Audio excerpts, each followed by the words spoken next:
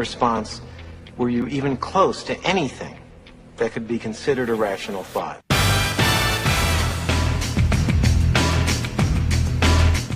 All right. Well, I'm glad I got a smile out of you at least. It's important people to understand that's tongue in cheek, folks. We're not going to get some valuable information today from our guest.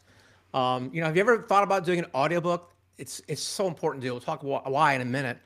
But most people look at it, it's kind of overwhelming. So the idea of producing a whole audiobook can be kind of overwhelming for a lot of authors not used to the medium and whatnot. We're going to talk today about how you can make it streamlined, efficient, and completely turnkey for you. So our guest today is he's a seasoned voice actor. You heard that from his golden voice. You'll hear in a minute. Audio professional, broadcast producer, and podcaster with over a decade of experience in the field. At Twin Flame Studios, he's directly involved in all the author-narrated audiobook projects, from setting up initial meetings to directing to live recording sessions and getting books uploaded for purchase. So he wants you to know, as an author, that this process is not about perfection, but about getting it right. The big difference between perfection and excellence, because one is not attainable and the other one certainly is. So we'll talk more about that, but let's start with our guest today, Mr. Stephen George. How are you? Hey, I'm fantastic, Doug. Thanks so much for having me on today. You bet. Great to have you. And yeah, we start with a big one. Yeah, audiobooks are all the rage. We'll talk about that in a minute, but there's a much more streamlined process people can do, pretty hands-off. We'll talk about that in a minute. Before we do, I want to hear about your journey as a human being, because now you're doing this whole voice thing. It's not your first rodeo, I'm sure. So tell me about your background and how you get involved in this.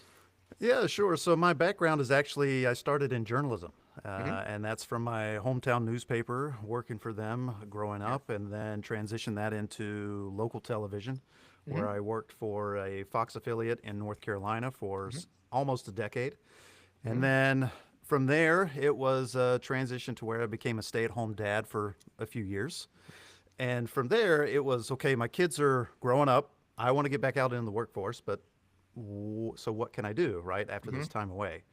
And I wanted to use the skills that I had, which were production, writing, things like that, and comfortability with the equipment required, and sort of fell into voice acting and started training that way, which then transitioned into now running the day-to-day operations for an audiobook company.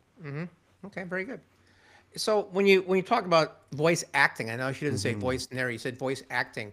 You do like audio dramas too, or what? So specifically for me, I do a lot of corporate narration. I've recently completed a tour for a town close by for like a walking tour. I've had some narrated a TV show for a couple of seasons. So I've had a lot of different experiences, and yes, I have recorded audiobooks as well. Okay. So it's kind of like the Jurassic Park thing. You got the corporate audio narration. The walking tour thing's really interesting. I've been on some of those. And you've got to really understand, hey, when I'm looking at this animal or plant or something, right? Yeah, I definitely went with the Ken Burns / David Attenborough approach for that, and I was very clear on that. Without the sexy Attenborough accent. Without the British accent, correct. That's okay. We don't want. Can you fake that? Are you also? No. I'm just checking. No. All right. So we're going to get into the reducing or eliminating the overwhelm for authors in a moment. Before we do, let's discuss. I know some of the data on this. I think when we spoke earlier, you actually updated it for me. But audiobooks are not like writing, right? But they're a very popular medium. Can you give us some data on that and why that's grown so much? Absolutely. So audiobooks in general have seen double-digit growth over more than a decade now. Yeah. There's been only 1 year, and I think that was 2023, where it wasn't double-digit growth, but it was like 9-point-something%. So it was right on the cusp of it. And the reason being is because of the accessibility, right? Because you have so many people in our world that maybe they have like a learning disability or something like that, and it's hard for them to just sit and read a book. But the other portion of that I think is bigger is the time commitment required. Yeah. Right? Because you're asking somebody, when you're an author, to sit down and spend a significant portion of the time just sitting and reading your book. But these folks are, commuting more than an hour a day to work, or they've got, mom is running to soccer practice and basketball practice and all the things. And maybe the time that they have to dedicate to reading is actually listening to that same content. And that's the important piece is, without creating an audiobook, you'd be missing out on a large part of your potential audience. I couldn't agree more. I've been a publisher for 15 years, and I've told people for basically 5 6 years that you've got to have an audiobook because the growth numbers are certainly undisputable. You've got so many people, including yours truly, who I consume more books now in audio than print. I have both, Sure. and I want to talk about that in a second too. But I think that people understand that, man, having an audiobook is important. I think probably also the rise of podcasts have done something to uplift the awareness that you can get a book in audio, or you should, because of the people are, like you mentioned, they're busy. And I usually listen to audiobook while I'm working out or riding a bike or cutting the grass and things like that. It's a good way to consume content. Absolutely. Yeah. Another thing I want to bring up, I'm not sure if you've seen this, but I understand it's not just double-digit growth rates of the audiobook as well, but there have been at least 3 instances in my life where I started with the audiobook, but because I was getting such good information and useful things there, I also purchased the regular book. Yes. In fact, one book I started with the Kindle version, and then like I don't like highlighting there, so I got the print version and audio version. So I don't know if I'm weird or not. I've talked to 2 of the people, and Hermosi suggests listening and reading at the same time for the immersion aspect of it. Right. And I think that's part of the conversation. Like, Yeah. what are you trying to get out of the experience, right? If this is a fiction book, it's probably much more you're wanting that experience, just be immersed Right. in that and listen to it only. But for like nonfiction, especially like for business, things like that, you may want to listen, but you're like, I didn't catch all that, or I want to remember that. So you want to buy the book and sort of go through and highlight as you listen to either the narrator or the author read to you. Yeah, no, you are not alone in that at all. There is a growing segment of the population that is doing that for that reason. Yeah. So keep that in mind, authors listening to this podcast. It's not just the audiobook sales itself. It does give you some kind of lift on the other modalities of your content. So that's very important. Yeah, and just to add one more note on that, we have some authors who you think about if you have images or charts or graphs, sometimes that's hard to describe, and you do your best, but a lot of times we'll encourage authors to say, listen, I'm going to walk through this, but if you want to actually see it and get what I'm trying to go for, please buy the physical or ebook version. Yeah. I think that's that. Putting in a CTA in an audiobook is a little easier. You got a little inflection there, and there's a compelling reason. Like, very important chart to see here, but since you can't see through my ears, go ahead and That's right. click on this. Go here now. I Yes. love that. Let's go ahead and help you people out who look at the audiobook. We've obviously growth, incremental revenue, but the overwhelm. I'm going to tell you a quick story, then you can tell me how cool you guys are. But the very first project we did, producing an audiobook, hired a narrator. He gave me the files, and then I had to, do what? Put it in Audible, the ACX stuff, and there's the amount of metadata and all that jazz to produce this. Like, how do you format a book and put it in EPUB and get the design right and the formatting and the layout and the imaging? We've done that for years. Audio is new for us. I didn't know what to do. We spent, I think it was 2 months trying to get a file approved to finally get it throughput, and of course, then I learned to people like yourselves who could just get it done. So this is your chance for your shameless plug on Twin Flame Studios. Tell us more about what you guys do and what makes you special in this area. Absolutely. Yeah, definitely. Next time, don't spend 2 months. Call me. So from our perspective, we cover authors who want to record their own audiobooks and those who are just like, I don't want to do that. Help me find a narrator. So we can do both. But our whole goal is to really hold an author's hand through the entire process.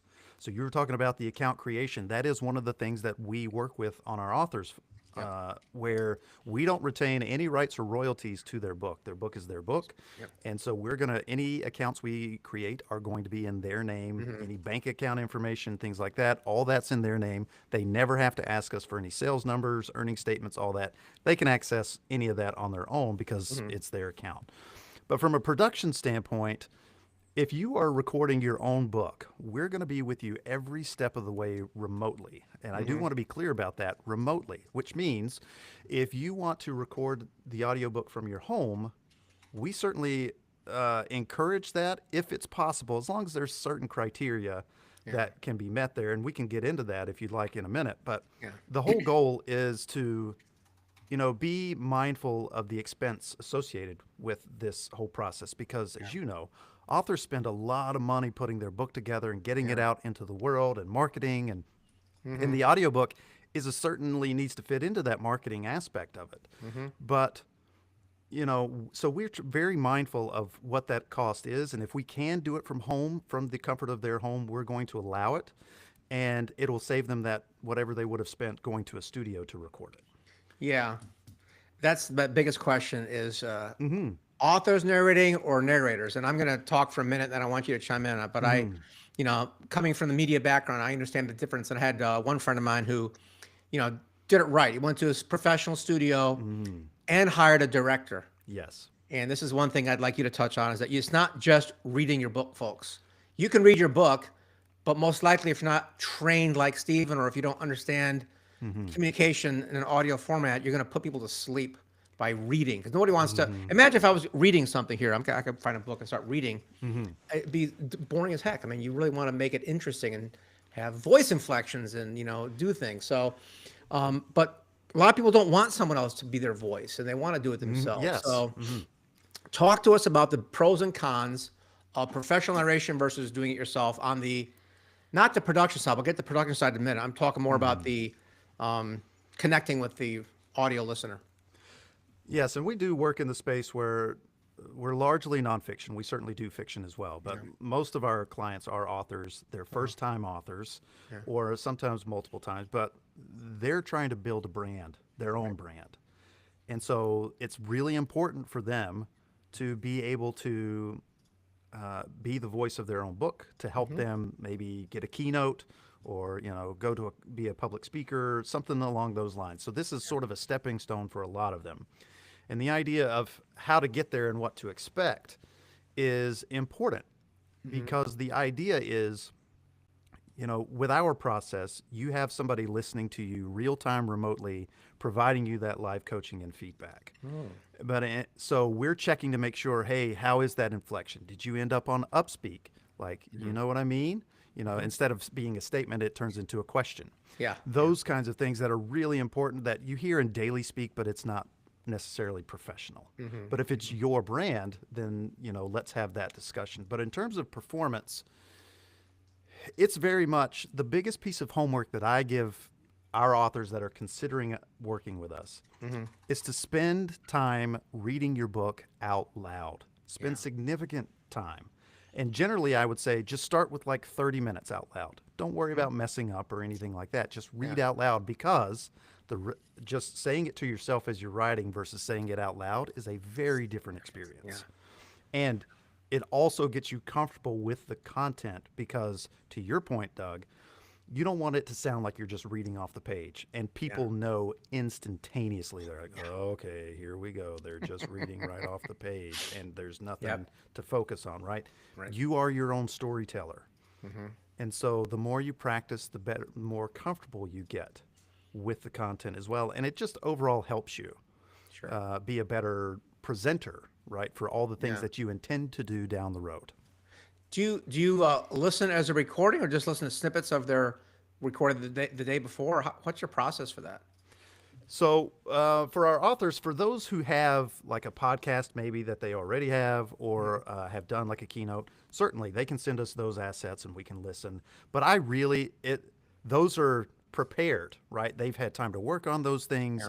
I want to get them in the moment. So before they ever start recording word one, we actually have a sound check with them where we test the technology and microphone and make sure the quality is where it needs to be. But I also ask them to read in that process as well for a couple of times. And the first time I have them read, it's just open-ended. I just want to hear them for a while and then provide them some initial feedback on what they might want to work on before we start recording. So is there any, what percentage of your nonfiction authors are using narrators versus themselves?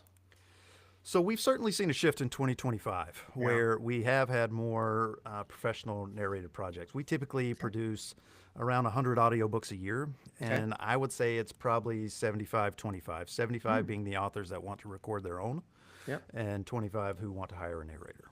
Interesting. Okay. Very good. Because again, this is about our particular client's trying to build a brand and build a name Right. for themselves, so they really want to put that step forward. Right. So you're doing you said live sessions. You actually once Yes. they once you previewed them and given some general advice. You say, okay, let's do chapter one. You're sitting there as listening in as they're recording it. Correct. The entire time they're recording their audiobook, they have a director listening to them in real time, providing that live coaching and feedback. So Okay. however long it takes to record it, you've got somebody sitting there with you.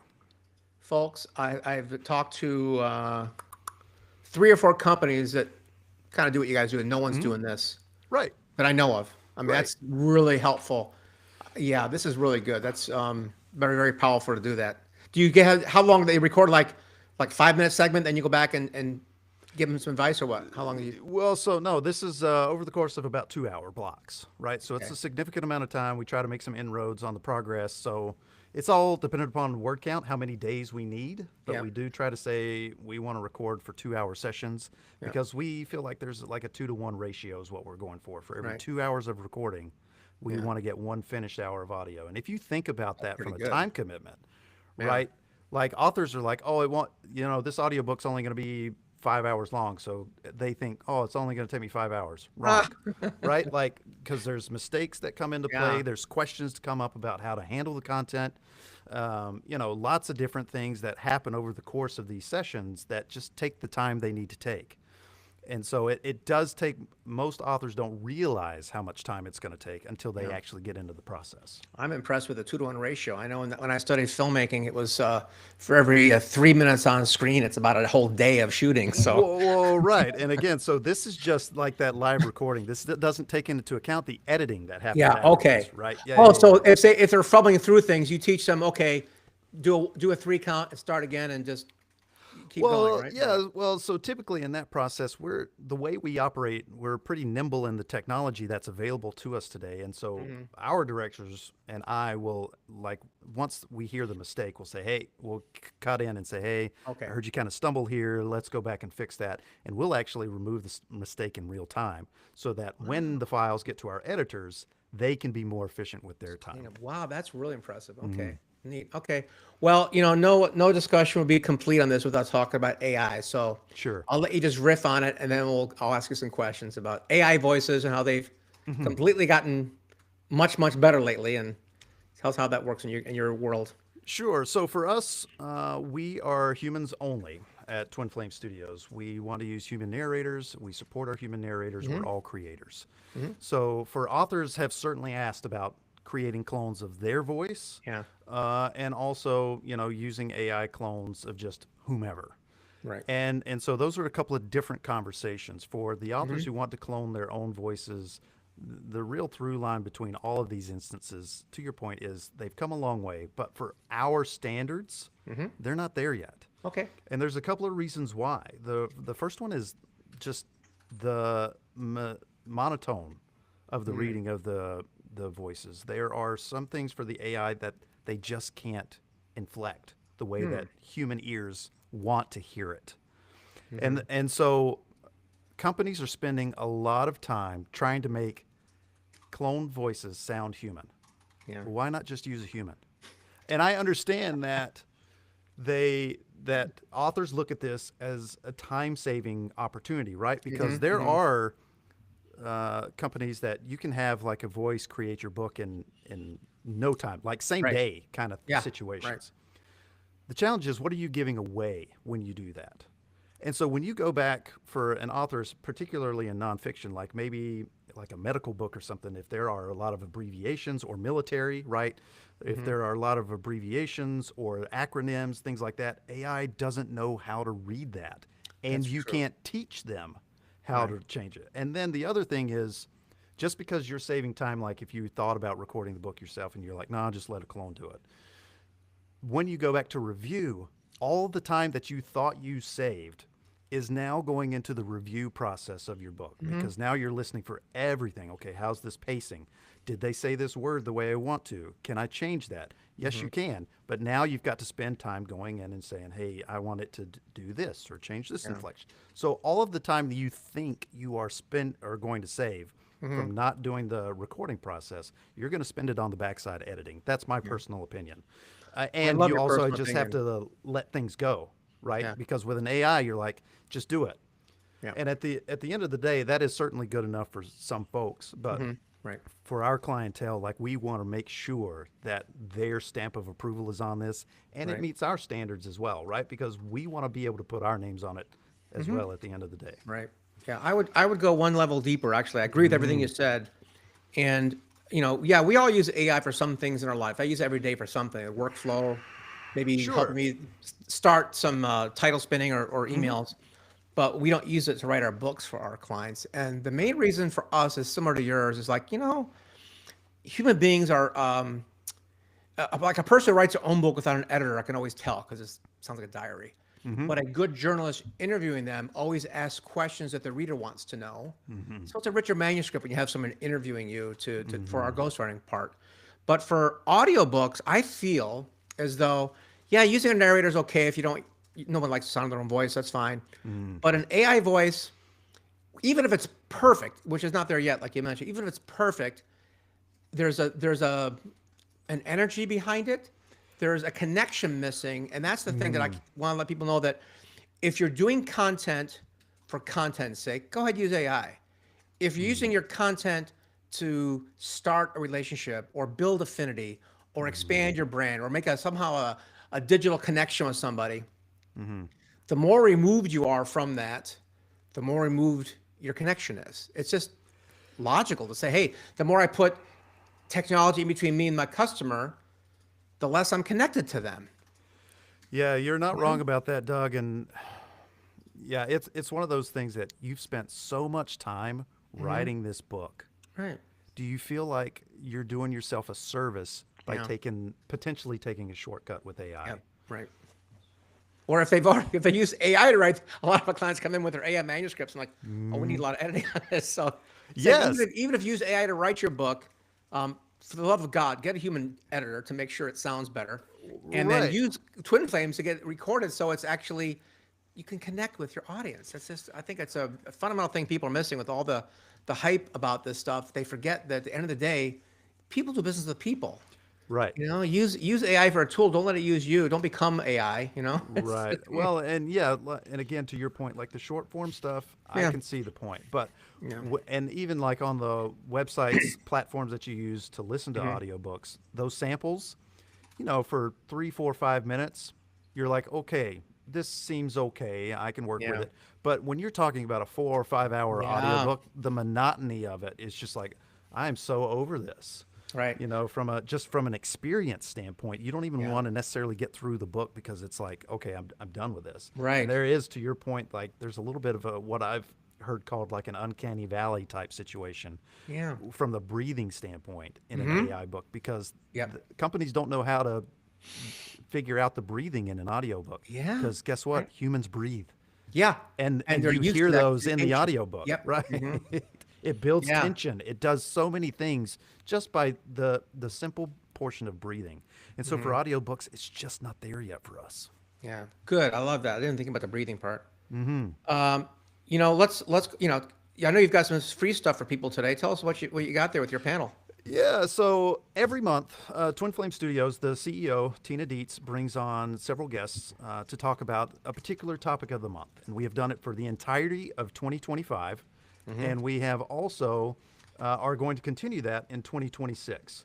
So in 2025, we've had topics like discussing like AI in the publishing industry as a whole, Right. how to market your book, creating multiple income streams from your book, how to even like crowdfund or get your book sponsored, those Yeah. types of conversations, right, that are really relevant in the publishing industry. And so Right. we're going to continue that trend in 2026 with new topics and updating like the AI conversation, right? Because that's not going away. So let's talk about how it's changing year to year. Right. And we offer all of these. They happen live once a month on a Tuesday, but also if you miss it, they're always available on demand on our website. Very good. And so you can just go to twinflamesstudios.com/panels, and you'll be able to find any of the conversations we've already had, Nice. and then check out the ones that are upcoming. Okay. And I'll be in the show notes below if you're watching this and recording, not live stream. It's twinflamesstudios.com. There's a lot of All those there. plurals. That's right. Yeah, all those plural. Go there, twinflamesstudios.com/panels, also plural. Yes. Okay, terrific. Stephen, any parting words of wisdom for our future audio authors out there? Yeah, so for any author that's considering the book, you heard me give the homework earlier of just spend some time doing that oral edit. Read your book out loud. The other thing is to plan. The whole our process takes generally about 90 days from the time you start recording to the time it's available for publication. And part of that process includes you dedicating time to the review process and things like that. So make sure when you're moving forward that you feel like you have the time to give to this. You've written the book, you took the time you needed there. Just remember, you also need to give yourself time to make this process happen as well. Very good. Appreciate that. All right. Good ideas, good thoughts. Folks, if you got a book, do not skip this portion. You need an audio book. Correct. So make sure you do that. I appreciate you being on the show today, Stephen. Thank you very much. All right. Thanks, Doug. I appreciate it. You bet. Okay, that concludes our show for today at the Author Your Brand Show. I'm your host, Doug Crow. This was Stephen George from Twin Flame Studios. Check them out. And if you didn't take notes, just click below. There's some notes there for you. Thanks. Bye-bye.